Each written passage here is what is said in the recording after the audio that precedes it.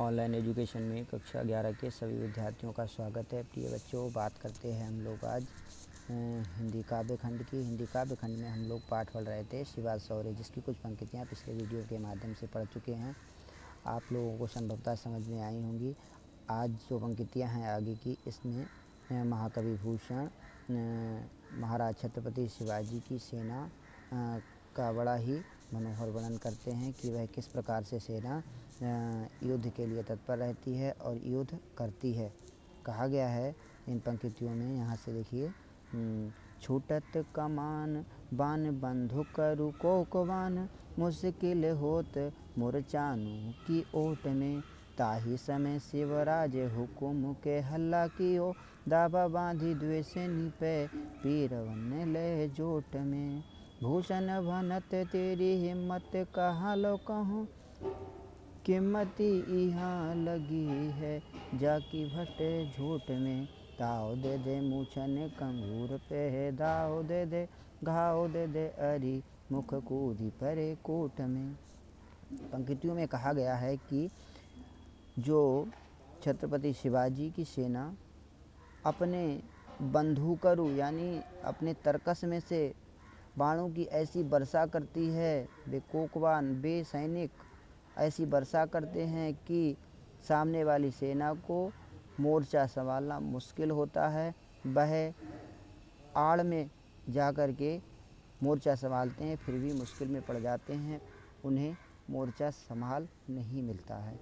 आगे कहा है कि ताही समय शिवराज हुकुम के हल्ला कियो, उसी समय महाराज छत्रपति शिवाजी हुक्म देते हैं अपने सैनिकों को, तो क्या करते हैं कि दावा दे दे द्वेषनी पे पीरवान ले जोट में, और वह घुस घुस करके भीड़ में जा करके हल्ला कर करके अपने जो सामने वाली विपक्ष की सेना होती है, शत्रु पक्ष की सेना के लिए वह पास जा करके मारते हैं। आगे कहा है, भूषण भनत तेरी हिम्मत कहाँ लो कहूँ।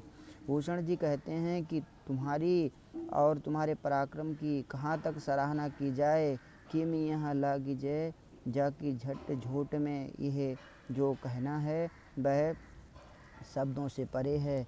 यह आपका जो यश है, आपकी कीर्ति है, वह शब्दों के माध्यम से कह पाना बहुत मुश्किल है। ताव दे दे मूछन कंगारू पे दाव दे दे, आपकी जो सेना है वह इतनी ताव में भर जाती है और मूछों पर हाथ दे कर के कहती है कि, और वह कंगूरों पर चढ़ जाती है, बिल्डिंग के ऊंचे ऊंचे स्थान पर चढ़ जाती है, और वहाँ जा कर के शत्रु पक्ष की जो कोर्ट लगी होती है, जो कचहरी लगी होती है, वहाँ पर कूद जाती है, और वहाँ पर अरिमुख, यानी अरिमुख का मतलब हो जाता है शत्रु पक्ष को बड़े बड़े घाव देकर आती है। आगे की पंक्ति में कहा, इंद्र निज हेरत फिरत गज, इंद्र अरु इंद्र को अनुज हेरो, दुग्धन दीस को भूषण भनत सुर सरिता को हंस हेरो, विधि हेरे हंस को चकोर रजनीश को, साही इंतने सरजा यूँ करनी करी, है तेवे हो तुवे अचुम्बो देव कोटियो 33 को। आगे कहा है कि इंद्र निज हेरत फिरत गज, इंद्र अरु, इंद्र जो है अपने ऐरावत हाथी को ढूंढते फिर रहे हैं, और ऐसे ही इंद्र के अनुज यानी भगवान विष्णु अपने क्षीर सागर को, दुग्धनदीस यानी क्षीर सागर को ढूंढते घूम रहे हैं। ऐसा इस सेना ने कर दिया कि वह सेना के सामने वाली पक्ष की सेना ही नहीं, अपितु संसार ही नहीं, जबकि ब्रह्मांड के आधिपति देवी देवता भी अचंभित हो जाते हैं। इसी प्रकार से कहा है कि भूषण वनत सुर सरिता को हंस हेरो, जो सुर सरिता है जिसमें हंस निवास करते हैं, वो हंस वह सुर सरिता यानी सरिता नदी, वह नदी स्वयं हंसों को ढूंढती फिर रही है। विधि हेरो हंस, और विधि जो है वह हंस को ढूंढ रही है, जैसे चकोर रजनीश को जो चांदनी है वह चंद्रमा को ढूंढा करती है। साहिंत है सरजा यो करनी करी है तेवे हो तू है अचंभो देव कोटियो 33 को। ऐसा आपने छत्रपति शिवाजी ऐसा क्या कर दिया जिसके कारण 33 करोड़ देवी देवताओं को सभी को अचंभा हो रहा है।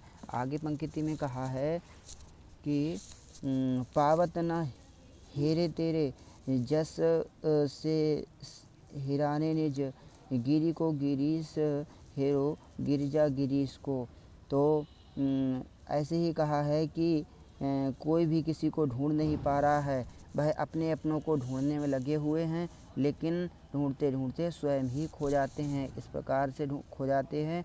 गिरी को गिरीश हेरो, गिरी यानी पर्वत को, कैलाश पर्वत को गिरीश हेरो, जो गिरीश यानी महादेव जी हमेशा निवास करते हैं, लेकिन वह भी अपने कैलाश पर्वत को आज ढूंढ रहे हैं कि कहाँ चला गया। गिरिजा गिरीश को, और गिरिजा माता पार्वती अपने भोलेनाथ को ही ढूंढने में लगी हुई हैं, लेकिन ढूंढ नहीं पा रही हैं। इतना अच्छा मनोहर वर्णन किया है महाकवि भूषण ने। आज के लिए बच्चों बस इतना ही। आगे की वीडियो में अगला आपको पढ़ाया जाएगा। आज के लिए बस इतना ही। धन्यवाद।